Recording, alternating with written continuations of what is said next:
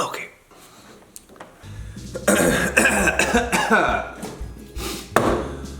What's up, everybody? This is Workshop 1776. I'm Jack. Stanley is in storage because we're moving. And today we're drinking coffee because it's 9 o'clock in the morning. And we aren't building anything at all. Today we're going to talk about what tools you should buy if you're starting out in woodworking. I recently just started a first project series, and I realized that if you're starting out in woodworking, you probably don't know what you need to buy at the store in order to get projects done.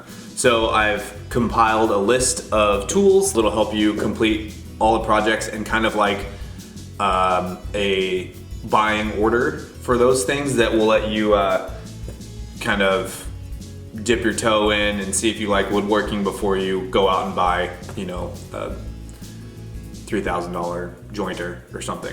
I'm not going to talk about any like accessories or you know, tape measures or anything like that. This is strictly going to be power tools because there are thousands of accessories you can buy, like little glue kits or clamps or whatever, that are all like very helpful and some of them necessary, like clamps, but we'd be here all day if we're going to talk about stuff like that. Maybe I can do another video about things you should buy that aren't power tools. Let me know if you want to see that. So the way we're doing this is in phases. So I have 4 phases of kind of what tools you should buy in those phases, and I'll go over each one, and there'll be links to all of these on Amazon in the description below. It should be like a buyer's guide to intro to woodworking type stuff. So, okay, so phase 1 is these are the things that you should go out if you've never done any woodworking but you'd like to get started. You should just go to Home Depot or Lowe's or whatever and buy. Right now they're relatively cheap and you don't need like a dedicated space for them. So a drill, a circular saw, and a sander. Those 3 are top priority. You should buy that immediately. And then I also put a jigsaw in phase 1 just because you might get some trickier cuts, but it's not a necessary tool. But those are the 4 for phase 1. So, a drill. I recommend getting a cordless drill. I bought everything from Rigid, not everything, but most stuff. I recommend picking a brand, Ryobi, Rigid, Milwaukee. There's tons of them out there, it doesn't matter. And then just sticking with it, mainly because of the batteries. So if you buy a Rigid, you know, cordless drill and then a cordless router and a cordless, all those other cordless things, the batteries are, you know, interchangeable, and you won't have to have like 10,000 chargers on the wall charging all of your different batteries because they're all the same brand. But that being said, it's not really a deal breaker if you find a good deal on something. Like my jigsaw is a Porter cable because it was on sale and I needed a jigsaw. So a drill. So a drill you're going to use all the time. This is one of my most used tools in the shop. Very fancy. And this is a little bit above entry level drill. It was a gift for Christmas a few years back. And it's like an everyday use. It's pretty self-explanatory, you know, drilling holes, driving screws home, all that other stuff. Drill, number 1, probably the most important thing. Okay, number 2, sander. This is a random orbit sander from Bosch. This was also on sale, that's why it's not a Rigid. And it's also corded. When I first started, I thought that corded was better, just because that's what was the case when I was a kid. But if I could, now that I've used a lot of these wireless, a lot of these cordless, you know, battery powered stuff, the batteries have come a long way. So I would recommend, if you're starting out, buying everything battery powered. They're a little bit more expensive, but not having to deal with the cords is super nice. Sanders are great. You don't necessarily have to have a sander, but if you're gonna start doing this more than just 1 or 2 projects, if you actually want to start getting into it, a sander is going to save you tons of time. You could just buy the little blocks and do it yourself, but that takes so much time, and it doesn't, that's why even do it, you know? So, the sander. These are great because they have the hook and something, whatever. So they just peel off super easy, and then you can just stick them back on. So it's real dirty. And you can change all your grits out that way. There's no like paper that you have to like slide in and clamp down and stuff like some of the older ones do. But sander is definitely the number 2 thing you should go out and buy. And then the third thing you're gonna need is a circular saw. Gosh. Okay, this guy. All right, so this one is a beast. You don't really need to get a circular saw that is as a monster. This was also a gift. This is like a monster circular saw. I would actually, if you're starting out, I would actually recommend getting one of the smaller. It has a smaller blade and it's a lot more compact, and it's going to take care of all of your like initial cuts. This is basically a stand-in for your table saw and your miter saw. It's going to do all of those things, just not as accurate because it's obviously a handheld tool rather than a dedicated stand-up tool. And I would get, like I said before, and I would get a battery-powered one. They work great. So those 3 things are the most important things if you're thinking about going into woodworking.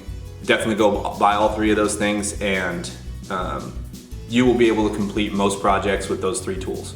You can cut everything with your circular saw.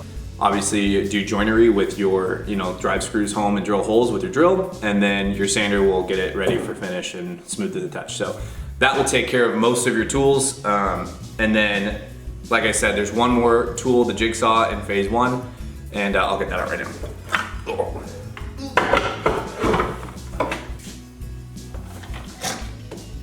The jigsaw. Okay, so your jigsaw, the reason this is in phase 1 but not a necessary tool, not like 100%, is because it'll allow you to make other cuts that your circular saw won't be able to. You can do curved cuts in this. You can also drill a hole and then cut out the inside of something. It's a lot easier to do than on your circular saw. And because your circular saw, I'm just gonna put this down, because your circular saw is a circular blade, if you're trying to do cut into something and then cut like a notch out of something like that, you're gonna have the blade's gonna leave like a weird indent because it's not a straight up and down blade. But since this is straight up and down, you can go into a corner like a 90-degree angle and that piece will just fall and there won't be any excess cutting. I don't know if I'm saying that right, but you get it. You get it. I think you get it. So yeah, that's it for phase 1. Phase 2. First thing in phase 2 is a palm router. These are super great for making your work look a lot more finished. Adding a chamfer or a roundover or some kind of edge work gives your finished piece a lot more professional look. And if you have a palm router versus the big monster routers, you don't need to buy. I bought that right off the bat, didn't need to. I use this almost every day and I barely use my big router anymore. It's really fast, super easy to use. Like I said, it'll make your pieces look a lot more finished. Okay. Yeah, next is the belt sander. Ryobi. I bought this because I needed to build a big bar top out of 2x6s and I needed a way to flatten that after it was already assembled. So what I did was I just bought a belt sander and then I flattened it as much as I could, gross removal type stuff, and then I used my random orbit sander and just smoothed it out from there. This is kind of like a buy as you need type thing. I'm of the philosophy that if you need a tool, if you actually need a tool, then you should go buy it because it's gonna make your life a lot easier. So this is a buy as you need, but it would definitely be in phase 2. I don't think you need to purchase this immediately. It's definitely limited application for this guy, but very helpful. Okay.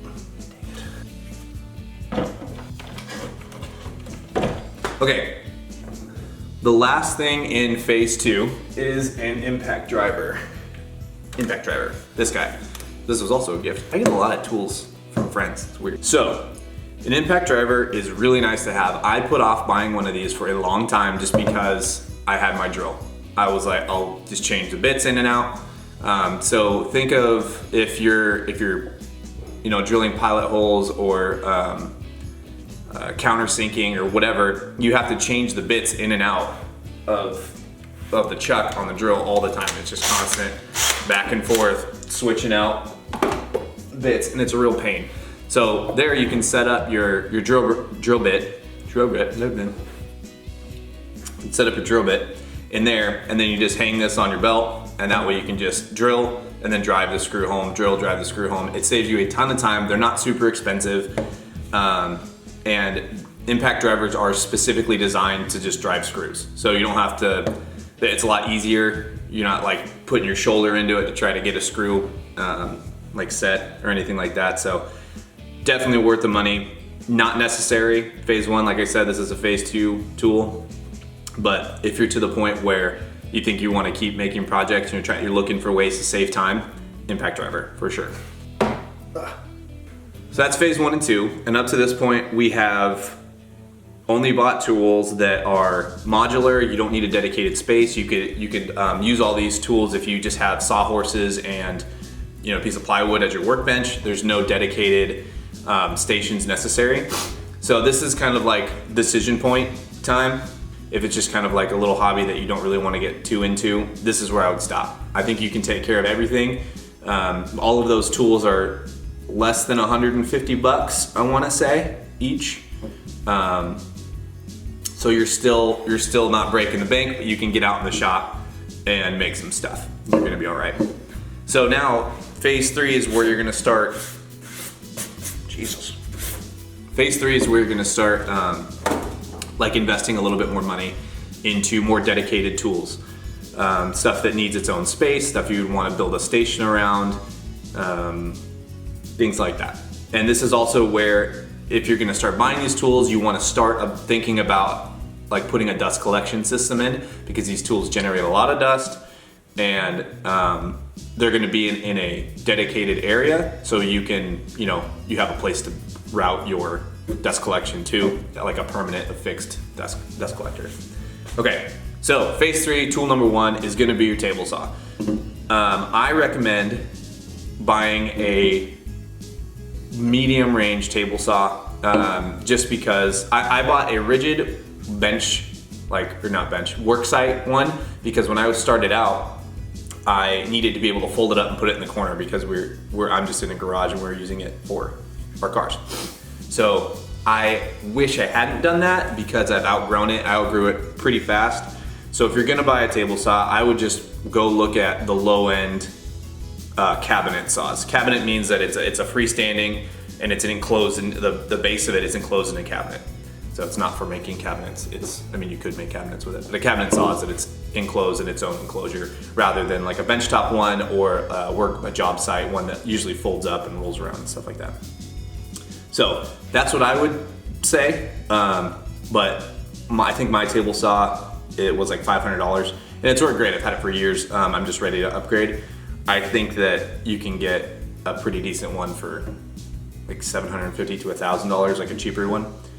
So that's up to you. It's whatever your budget will allow. But table saw is probably the most important tool in your shop. And unless you want to look to upgrade in a couple years when you've outgrown it, like I have, maybe just spend the money up front and get a good one. Okay, and after your table saw, you need to get a miter saw. You don't need to get a miter saw. A lot of people get miter saws because it helps they build a station around it, like you've seen in some of my videos. I have my miter saw station that's actually torn up right now. It helps you with repeatable cuts, and just like very accurate cutting, like cutting pieces to length at the exact same size. I've seen a lot of people use their, if they have like a nicer table saw, a lot of people just use their table saw. They'll get a crosscut sled and they'll do it that way, or they'll take their time with marking out all their material, and they'll use a circular saw. But like I said, I like having a miter saw. One thing that is like a buyer beware type deal, I went with the let's get a nice miter saw, because they weren't as expensive as a table saw, and I ended up buying one that slides, which is great. But if you're in a small shop, they take up a ton of room. I talked about this in my shop tour video that I put out in January, I think, where it from front to back, fully extended, it's like 3 feet or something like that. So if you're in a smaller space, I would definitely just buy one of the little like chop saws, and it'll take care of all of the cuts you need to do, especially when you're starting out. And if you need more room later, you can upgrade to like a fancier saw. And the really fancy ones, like Festool and I think Bosch, they have ones that don't extend back, and it doesn't take up so much room. It slides, it doesn't take up so much room. I don't know. I'll put a picture in there. So those are, in phase 3, those are the 2 biggest tools that I use. I use those for every project, every day. So table saw, miter saw. Now these are starting to get into buy as you need type stuff.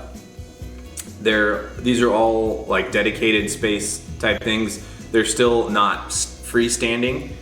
That's going to be all for phase 4. These are all benchtop, stuff like that. So a planer, they're pretty expensive. I think I bought the DeWalt, like the cheapest version they had, and I think it was still like $400 or something like that. It was around there. It was years ago, I don't remember.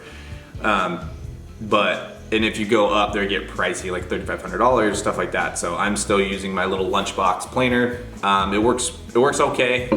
So it does the job that I need it to do, as long as you maintain it and clean the blade or get new blades and make sure they're good. And then I would recommend, after a planer, things like you need a drill press. You don't need a drill press. Drill presses are super nice. I just have a little benchtop one, and it helps me like set the depth on things like we make these little key hangers and stuff like that, so they're all the exact same depth, and you know that you're drilling straight down. You could accomplish the same thing with a drill. It's just your like possibility of human error is much higher with a drill. The fact that you're not going to get like a straight down, you might be at an angle or whatever. You get it, you understand. Drill press is nice. A bandsaw, which is basically just a freestanding jigsaw. There are some things that you can't do on with a jigsaw, like resawing material, that you can do on a bandsaw, but that kind of depends on how much you want to spend on a bandsaw. If you buy the $1,500 Laguna bandsaw, you can resaw a bunch of stuff on there because it's big enough, or you can just get one that's enough for you to make little curved cuts more accurately than using a jigsaw. Obviously it's not portable, so if larger material you won't be able to fit into a bandsaw, but that's what you have a jigsaw for. Plater, and then a router table. Router tables are really nice. This is it's basically a trim router, but like not a trim router, beefy one, that are mounted upside down inside of a table. And it just makes you, it has like a fence and a bunch of other things that you can just run things through, and it's way faster than having to like secure the piece to the workbench and flip it upside down and like run your trim router around. Phase 3 is basically upgrading from your like entry-level tools to more accurate and expensive tools that will allow you to do a few more things, but in the same vein as a tool that your entry level. Like I said, the table saw and miter saw are an upgrade from your circular saw. The planer is totally new. That's no entry level thing will do what a planer does. Bandsaw is an upgrade from your jigsaw. Drill press is an upgrade from your drill. And then the router table is an upgrade from your trim router. So that's it. They do a couple more things, but that's kind of the whole idea of phase 3. And then the other thing that is really nice that I put in phase 3, because it's not really a phase 2 type thing, is a pin nailer. They make battery powered ones now that are great. I thought that the air powered ones were better, so I bought a compressor and all this other stuff, which I love, but the battery powered ones are super nice, and you don't have to listen to a compressor going off every so often. But they help a lot. Having a pin nailer has made my life so much easier when it comes to glue ups and things like that. So pin nailer is definitely in phase 3. And that's it for phase 3. Phase 4 is I want to start like selling my products more, like trying to cut down on the amount of time you spend on the shop so you can make more things, how long it takes you to make a cut. You can start running a business basically, or just if you have a ton of money and you want to buy, you know, a $3,500 planer or something. Basically phase 4, the only new tools, and I'm sure I forgot some things, but the only new tools that I don't even have these yet is a jointer and a drum sander. I don't have the capacity to mill my own lumber because I don't have a jointer. I can plane it down, but my planer isn't very good, so I don't use it very often. But buying a jointer will allow you to get a nice smooth edge, even if it's a nice clean edge that's perpendicular to the other faces. So you can run it through your table saw and get a straight cut. They are super nice, but I end up just buying the dimensional lumber from the store, and over time that will add up and you'll end up paying more for that because it's pre-milled lumber. So you can buy the rough lumber, it's a little bit cheaper. You guys get it, okay. And then a drum sander is basically, it's an upgrade to your palm sander, hand sander. Stick it in the drum sander and it's way faster. You don't have to sit there forever actually sanding it, but they're pretty expensive as well. That's gonna be down the road purchase. Okay, so those are only two new tools in phase 4. I'm sure, like I said, I'm sure I forgot some stuff. But the other parts of phase 4 are just upgrading all of your tools from the entry level type stuff, or the benchtop drill press, say, or bandsaw, to the more expensive, more accurate, like freestanding, dedicated station type tools. So like if I have a little benchtop 8-inch drill press right over here, and it's fine, it works good, but once I get into like the bigger, if I'm using a Forstner bit, it'll like lock up, it won't drill very well. So I'm gonna eventually upgrade to a freestanding, bigger, more powerful drill press, and that would be like the phase 4. Just so you guys know, for my shop, I'm currently at the end of phase 3, about to start going into phase 4. But that's because we're trying to run a business, and that's what is dictating I'm using all the proceeds from the business to go to buy new tools. Yeah, so that's it. That's all of it. That's the tools you should buy. I wanted to thank all of my patrons from Patreon. Yeah, they helped me kind of compile this list, and some of them are pretty new to woodworking, so I wanted to get their thoughts. It was Brandon, Chris, and Rich. Thanks to you guys for supporting me over there. It really helps us make videos like this. And thanks for all the suggestions, and hopefully I answered all the questions you guys had. And channel update. I think we just hit 3,500 subscribers yesterday or 2 days ago. So we're really excited about that. That's been going great. I started doing laser time-lapse videos. I just put my first one up yesterday or 2 days ago. So definitely check those out. It's not me talking. You don't have to listen to me talk if you don't want to. And it's just a time-lapse set to music of my laser engraving whatever we happen to be engraving that week. So definitely go check those out. I think that's it. Oh yeah, question of the week. So I think we're gonna do a question of the week segment where you guys can just ask me anything and I'll pick the best one, which could just be the funniest, stupidest one, or it could be like the most relevant one to woodworking or whatever. I don't know, maybe we'll pick a couple. Or we could do like battles, like which state is the best state to visit but not live in, that could be one of them. Or if you could have a superpower, which one is it? What would you choose? I think I would choose teleportation, because that'd be sweet. I don't even know. It's limitless. You guys ask me or suggest things. I don't know. It'd be fun. So there's no beer update. Oh God, there's no beer review because, like I said, it's 9 in the morning, and it's the apocalypse outside. So we barely have any beer. I'm drinking it all. I think that's it. Let me know if I forgot anything.